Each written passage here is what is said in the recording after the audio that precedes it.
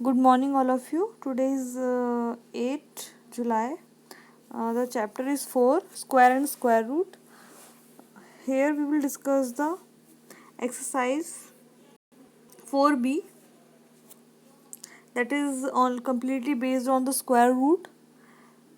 In previous class, I have discussed about how to take the square root and how to solve the square root and what is the meaning of the square root. Clear? So here the first question is, find the square root of each of the following using the method of prime factorization.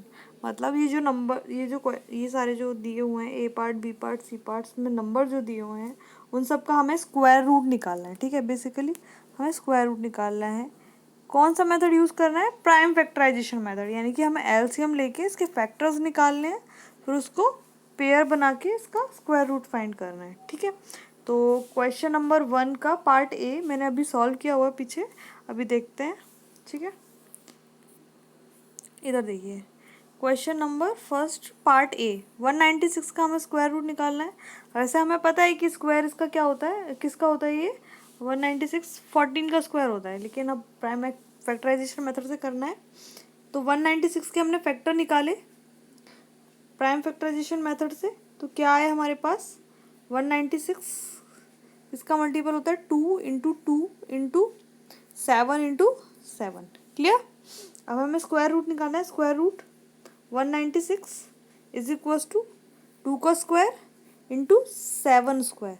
ठीक है, यही तो हुआ. ठीक है, और मैंने बोला था दो में से एक 2 बाहर आ जाएगा. पेयर जहाँ बन रहे होंगे उनमें से एक नंबर बाहर आता है. ठीक है, जस्ट लाइक इधर देखो, यहाँ पे 2 2 लिखे हुए हैं, 2 इंटू 2. तो अगर रूट में लिखा हुआ है तो 2 एक बाहर आएगा यहाँ पर. ठीक है, तो यहाँ पर मैंने 1 2 लिखा है. ठीक है, और यहाँ पर 2 7 है हमारे पास, 2 7 है मल्टीप्लाई में, तो it come out single from the root. ठीक है, बाहर एक आएगा. ठीक है, 2 इंटू 7. यहाँ पर वही चीज़ मैंने रिपीट करके लिख दी, 2 स्क्वायर 7 स्क्वायर. इसको लिखना वैसे बेसिकली ज़रूरी नहीं है, आप लिखना चाहो तो लिख सकते हो, नहीं लिखना चाहो तो आप छोड़ भी सकते हो. ठीक है, क्लियर है? अभी इसी का मैंने क्वेश्चन नंबर 1 का एक और पार्ट सॉल्व किया है. यहाँ साइड में देखिए, फर्स्ट का जी 15,876. ठीक है, उसका हमें क्या निकालना है? स्क्वायर रूट निकालना है. तो वही मैंने फिर से प्राइम फैक्टराइजेशन मेथड यूज़ करके सारे फैक्टर्स फाइंड किए. ठीक है, और यहाँ पे साइड में सारे फैक्टर्स को लिखा है. इधर देखो सारे फैक्टर्स लिखे हुए हैं. ठीक है, तो मैंने स्क्वायर में लिख दिए हैं सारे फैक्टर्स. ज़रूरी नहीं है आप स्क्वायर में लिखो, लिख सकते हो, नहीं लिखना चाहो तो.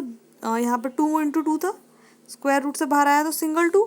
3 इंटू 3 था तो एक 3 आया, ये भी 3 है. ठीक है, 2 3 इसलिए आ रहे हैं क्योंकि यहाँ पर ये दोनों पेयर बना रहे हैं और ये दोनों भी पेयर बना रहे हैं. ठीक है, यहाँ पर स्पेस नहीं था तो 7 इंटू 7 मैंने नीचे लिख दिया. आप इसे डिनोमिनेटर में मत समझिएगा. ठीक है, तो इन दोनों 7 में से एक 7 बाहर आ गया है. ठीक है, यहाँ पे स्क्वायर नहीं है, ये स्क्वायर जो यहाँ लगा हुआ है ना, ये स्क्वायर नहीं है यहाँ पर. ठीक है, इन तीनों का हमने मल्टीप्लाई किया तो ये क्या आया हमारे पास 126 है. तो 15,876 is the square of 126. Clear? अभी नेक्स्ट देखते हैं क्वेश्चन नंबर 2. क्वेश्चन नंबर 2 में बोला है, question number 2, a welfare association collected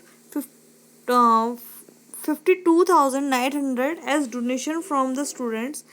If each paid as many rupees as there were students, find the number of students. मतलब यहाँ पे बोला गया है जितने नंबर ऑफ स्टूडेंट्स हैं उतने ही रुपीस हर एक स्टूडेंट ने कंट्रीब्यूट किए हैं. यानी कि वहाँ पर अगर एक्स स्टूडेंट है तो एक्स रुपीस ही हर एक स्टूडेंट ने दिया. मान लीजिए अगर कहीं कलेक्शन हो रहा था, वहाँ पे 10 स्टूडेंट है और 10 ही 10 हर बच्चे ने दिए हैं. ठीक है, तो हम मान लेते हैं number of student is equals to X and the rupees collected that is also X. ठीक है, तो एक्स इंटू एक्स का जो मल्टीप्लाई होगा वो क्या होगा 52,900. ठीक है, 52,900. फिर हम इसकी प्राइम फैक्टराइजेशन करके इसको सॉल्व कर लेंगे. क्लियर? इधर देखो क्वेश्चन नंबर 2, इसमें क्या है इधर देखिए मैंने यहाँ लिखा है ना, कलेक्टेड मनी एज डोनेशन 52,900, ठीक है। मान लीजिए नंबर ऑफ स्टूडेंट्स क्या है, एक्स है हमारे पास। स्टूडेंट पे रुपीज़, मतलब हर एक ई स्टूडेंट पे rupees is equal to X, वो भी हमने एक्स मान लिया। इन दोनों का जो मल्टीप्लिकेशन करेंगे वो किसके बराबर आ रहा है, 52,900 के। जैसे 10 स्टूडेंट थे, हर एक बच्चे ने 10 रुपये दिए, ठीक है, तो कितने रुपए हो गए हमारे पास, 100 रुपीज़, यानी टोटल। इन दोनों का मल्टीप्लिकेशन जो होगा वो टोटल के बराबर ही तो होगा, ठीक है। तो वही चीज़ मैंने यहाँ लिखा, नंबर ऑफ स्टूडेंट्स और हर एक स्टूडेंट ने जितने रुपीज़ दिए हैं वो दोनों का मल्टीप्लिकेशन वो टोटल के इक्वल ही तो होगा, ठीक है। तो वही मैंने अकॉर्डिंग टू द क्वेश्चन यहाँ पर स्टेटमेंट लिख दिया। एक्स और एक्स क्या होगा मल्टीप्लिकेशन में, एक्स स्क्वायर, ठीक है। अब स्क्वायर हटाते तो दूसरी साइड क्या लगता है, रूट लग जाता है।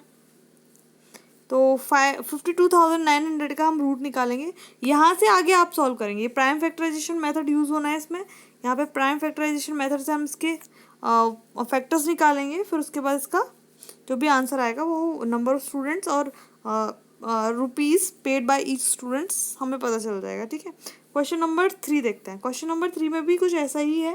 क्वेश्चन नंबर 3 में बोला गया है 1,156 plants are to be planted in a garden in such a way that each row contain as many plants as the number of rows. Find the number of plants in each row. मतलब जितने plants हैं उतनी ही क्या है वहाँ पर रो है, जितने प्लांट है वहाँ पे उतनी ही क्या है वहाँ पर रो, ठीक है। मान लीजिए हमारे पास 4 रो थी और हर एक रो में कितने प्लांट्स लगे हुए हैं, 4 प्लांट्स लगे हुए हैं। 1 2 3 4 1 2 3 4, यानी कि 4 इंटू 4 करेंगे तो हमें टोटल नंबर ऑफ प्लांट्स मिल जाएंगे उस गार्डन में कितने थे।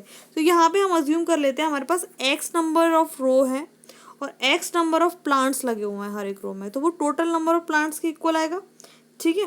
तो टोटल नंबर ऑफ प्लांट्स क्या है हमारा 1,156, यानी एक्स का स्क्वायर जो होगा वो 1,156 के इक्वल होगा। क्लियर। दोबारा देख लेते हैं इसको, वर्कशीट में मैंने सॉल्व किया हुआ है।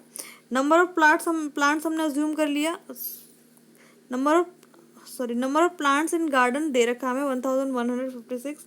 नंबर ऑफ रो हमने अज्यूम कर लिया X, number of plant in each row वो भी एक्स ही होगा क्योंकि दोनों चीज़ सेम है, ठीक है। तो दोनों सेम है, दोनों का मल्टीप्लिकेशन जो होगा वो किसके बराबर होगा, 1,156, ठीक है।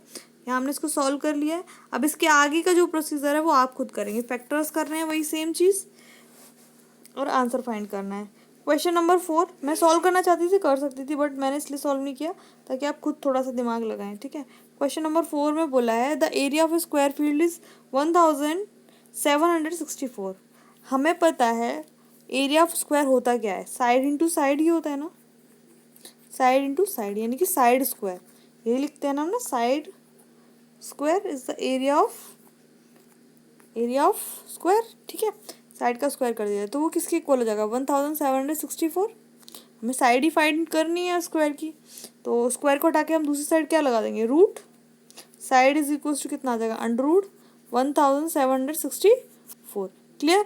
अब इसको क्या करेंगे, हम सॉल्व कर लेंगे, ठीक है। इधर वर्कशीट पे देखते हैं इसको भी, ठीक है। ये देखो एरिया ऑफ स्क्वायर क्या है, लिख दिया मैंने यहाँ पर। We know area of square क्या होता है, साइड स्क्वायर होता है। क्लियर।